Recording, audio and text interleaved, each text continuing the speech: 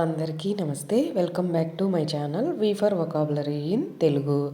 ముందుగా నేను లాస్ట్ వీడియోలో ఇచ్చినటువంటి ఛాలెంజ్కి ఆన్సర్ కరెక్ట్గా చేసిన వాళ్ళు సంయుక్త గారు, నీలు గారు అండ్ సునీల్ కుమార్ గారు అద్దంకి. థ్యాంక్స్ అండి మీ పేరు చెప్పినందుకు.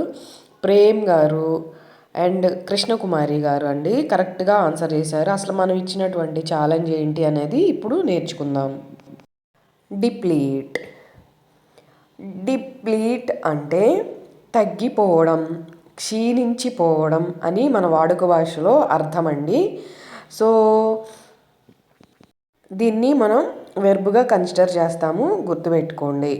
అంటే ఏదైనా సరే రీసోర్సెస్ కావచ్చు, ఎనర్జీ కావచ్చు, మనీ కావచ్చు, ఏదైనా తగ్గిపోతున్నాయి, క్షీణించిపోతున్నాయి అని చెప్పాల్సిన సందర్భంలో మనం వాడతామండి. ఇదే పదాన్ని మనం జనరల్గా అయితే డిక్రీజ్, రెడ్యూస్, ఫినిష్ అని వాడుతూ ఉంటాం, ఒక్కొక్కరం ఒక్కొక్కలాగా. ఈ పదాన్ని మనం చంకు మెథడ్ ద్వారా డిప్లీట్ అని విడదీసి పలకడం ద్వారా ఈజీగా ప్రొనౌన్స్ చేయడంతో పాటుగా స్పెల్లింగ్ అనేది మనం తప్పుపోకుండా రాయగలుగుతామండి. సో అందుకే ఈ మెథడ్ అనేది చాలా పవర్ఫుల్ మెథడ్ అన్నమాట. ఈ పదాన్ని వాడి మనం సింపుల్గా ఇంగ్లీష్లో మాట్లాడాలి అంటే వాటర్ రీసోర్సెస్ ఆర్ డిప్లీటింగ్. మనందరికీ తెలుసు నీటి వనరులు తగ్గిపోతున్నాయి. కొన్ని ఏరియాల్లో సమ్మర్ వస్తే అసలు వాటర్కి చాలా స్కేర్సిటీ అనమాట, చాలా ఇబ్బందులు నీళ్లు లేక. సో ఈ విషయం ఇది జనరల్గా మన లైఫ్లో చూస్తూ ఉండేదే కాబట్టి ఇది బెస్ట్ ఎగ్జాంపుల్ అండి. సో మీకు డిప్లీట్ గురించి ఇంకెలాంటి డౌటు లేదని అనుకుంటున్నాను. మరిన్ని ఎగ్జాంపుల్స్ నేను కమెంట్ సెక్షన్లో ఇస్తాను, కావాల్సిన వాళ్ళు చెక్ చేయండి. మనం ఈరోజు నేర్చుకోబోయే మోస్ట్ ఇంపార్టెంట్ టాపిక్, మనకి ఈ మధ్య కాలంలో 2026లో బాగా ట్రెండ్ అయిన పదాలు, మనకి తెలియని కొన్ని కొత్త పదాల గురించి మనం తెలుసుకుందామండి. మనం కూడా యూజ్ చేద్దాం. మీకు ఎవరికైనా ఈ పదాల గురించి తెలిస్తే కామెంట్ సెక్షన్లో కామెంట్ చేయండి. ఇంకెందుకు లేటు సబ్జెక్ట్లోకి వెళ్ళిపోదాం. First word no cap. ఎలా పలకాలి? నో క్యాప్ అంటే నిజం. దానిలో ఇంకెలాంటి అబద్ధాలు లేకుండా, కవరింగ్స్ లేకుండా నిజం ఉంటే, అంటే నిజంగా పక్క 100% నిజమైతే మనం present Gen Z kids Gen Z language అంటూ ఉన్నారు కదా, జెన్జీ స్లాంగ్ అంటూ ఉన్నారు కదా, ఆ భాషలో ట్రెండింగ్ వర్డ్ ఏంటి? నో క్యాప్ అంటే నిజం అని అర్థం అండి. దీన్ని మనం ఇంగ్లీష్లో మాట్లాడాలి అంటే simple example, this food is amazing no cap. అంటే ఈ ఫుడ్ నిజంగానే చాలా బాగుంది. అంటే అది నిజమైతేనే కదా మనకి నో క్యాప్ అని వాడగలము. అదే అనమాట. దీనిలో ఎలాంటి అబద్ధాలు లేవు, కవరింగ్స్ లేవు అని అర్థం అనమాట. మీకు ఎప్పుడు చెప్పినట్లుగానే మరికొన్ని ఎగ్జాంపుల్స్ నేను కింద కమెంట్ సెక్షన్లో ఇస్తానండి, కావాల్సిన వాళ్ళు చెక్ చేయండి. Coming to the next word, basin. ఎలా పలకాలి? బసిన్ అని పలకాలండి. బసిన్ అంటే వెరీ టేస్టీ, సూపర్ గుడ్, అంటే చాలా బాగుంది అని చెప్పాల్సిన సందర్భంలో మనం జెన్జీ స్లాంగ్లో బసిన్ అని అంటామండి.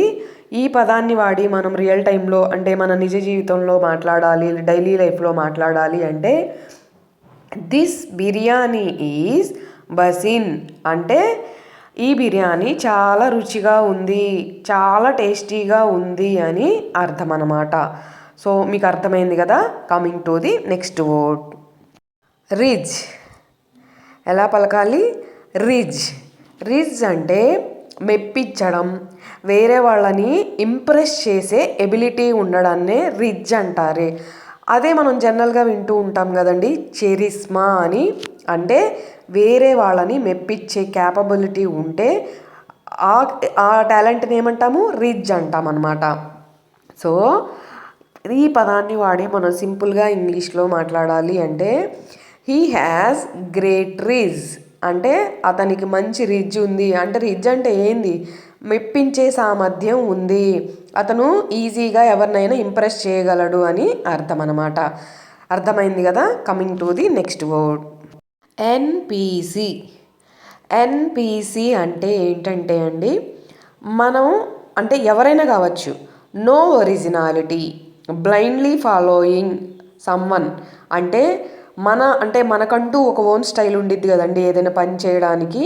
సో ఆ స్టైల్ని అంటే ఆ ఒరిజినాలిటీని యూజ్ చేయకుండా కళ్ళు మూసుకొని బ్లైండ్గా వేరే వాళ్ళని ఫాలో అవ్వడాన్నే ఎన్పిసి అంటారండి.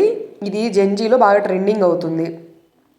ఇతరులను ఫాలో అవ్వడం అనమాట, గుడ్డిగా. దీన్ని ఎన్పిసి అంటాం. అదే ఈ పదాన్ని వాడి మనం సింపుల్గా ఇంగ్లీష్లో మాట్లాడాలి అంటే he acts like an NPC అంటే అతను తనకు తాను ఆలోచించకుండా ఇతరులను ఫాలో అవుతున్నాడు అనేది అర్థం అండి. సో అర్థమైంది కదా. Coming to the next word, pop of. Pop of అంటే బాగా చేయడం. ఏంటి అంటే చాలా అద్భుతంగా చేయడం అని అర్థం అండి. అదే మనం ఇంగ్లీష్లో వింటూ ఉంటాం కదా, పర్ఫామ్ వెరీ వెల్ అని. ఏంటి బాగా చేయడం అని అర్థం అన్నమాట, అద్భుతంగా చేయడం అని అర్థం. సో ఈ పదాన్ని మనం సింపుల్గా ఇంగ్లీష్లో మాట్లాడాలి అంటే you popped of in the exam. Already ED వచ్చింది కాబట్టి జరిగిపోయిన కాలానికి సంబంధించింది. నువ్వు ఎగ్జామ్లో చాలా బాగా చేశావు అని అర్థం అండి. సో అర్థమైంది కదా. Coming to the next word, crashing out. Crashing out అంటే పూర్తిగా అలసిపోవడం, బాగా టైర్డ్ అయిపోవడం, ఇంకా విసిగిపోయి ఉండడం అని చెప్పాల్సిన సందర్భంలో జెన్జీస్ లాంగ్వేజ్లో ఎక్స్ట్రీమ్ టయర్డ్ లేదా బర్న్ అవుట్ అని చెప్పాల్సిన సందర్భంలో క్రాషింగ్ అవుట్ అని వాడతామండి. అంటే పూర్తిగా అలసిపోవడం అని అర్థం అనమాట. ఈ పదాన్ని మనం సింపుల్గా ఇంగ్లీష్లో మాట్లాడాలి చెప్పాలి అనుకుంటే best example, after work I crashed out. So పని తర్వాత నేను పూర్తిగా అలసిపోయాను. ఇది కూడా జరిగిపోయిన కాలానికి సంబంధించిందే. మనం వర్క్ చేశాక అందరం ఏమని ఫీల్ అవుతాం, అబ్బాయి ఈరోజు చాలా టైర్డ్ అయిపోయాను, ఓపికే లేదు అంటుంటాం కదా, అలాంటి సందర్భంలో. సో అర్థమైంది కదండి. Coming to the next word, mid. Next word mid. Mid అంటే సర్వసాధారణంగా లేదా సాధారణంగా అని అర్థమండి. ఇది ఏ సందర్భాల్లో వాడతామంటే యావరేజ్గా ఉంది, అంత గొప్పగా లేదు అంటే నాట్ గ్రేట్ అని చెప్పాల్సిన సందర్భంలో మనం మిడ్ అంటే ఓకే ఓకే ఓకే ఓకేగా ఉంది, జస్ట్ నార్మల్గా ఉంది, సాధారణంగా ఉంది అంటూ ఉంటాం కదా, అలాంటి సందర్భంలో ఈ వర్డ్ని వాడతామండి. ఇప్పుడు ప్రజెంట్ ట్రెండ్ అవుతున్న వర్డ్ ఇది. సో ఈ పదాన్ని మనం దట్ మూవీ ఈజ్ మిడ్ అంటే ఆ సినిమా సాధారణంగా ఉంది, అంత ఎగ్జైట్మెంట్గా బాహుబలి అంత గొప్పగా లేదు అని చెప్పాల్సిన సందర్భంలో అన్నమాట. సో మీకు ఈ పదాలన్నీ నచ్చినాయి, కొత్తగా ఉన్నాయి, మనం కూడా మంచిగా ట్రెండింగ్ వర్డ్స్ నేర్చేసుకున్నామని అనుకుంటున్నాను. ఈరోజు నేను మీకు ఇవ్వబోయే challenge, this biryani is so tasty, it's totally. కింద ఇచ్చిన 3 ఆప్షన్స్లో ఏది కరెక్టో చెప్పండి. Second challenge, you danced amazingly on stage, you really dash అంటే కింద ఇచ్చిన 3 ఆప్షన్స్లో ఏది కరెక్టో చెప్పండి.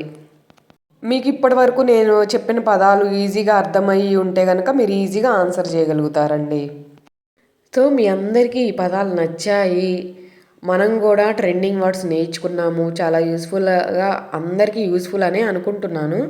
మీకు కనుక నచ్చినట్లయితే లైక్ చేయడంతో పాటు హైప్ చేయడం అయితే మర్చిపోకండి. మనలాంటి ఇంకో 10 మందికి మన వీడియో అయితే రీచ్ అయింది. సో ఎవరికైనా యూస్ఫుల్ ఉంది అంటే తప్పకుండా మర్చిపోకుండా షేర్ చేయండి. మీరు ఈరోజే మన వీడియో చూస్తున్నట్లయితే నచ్చితేనే సబ్స్క్రైబ్ చేసుకోండి. Thanks for watching my video.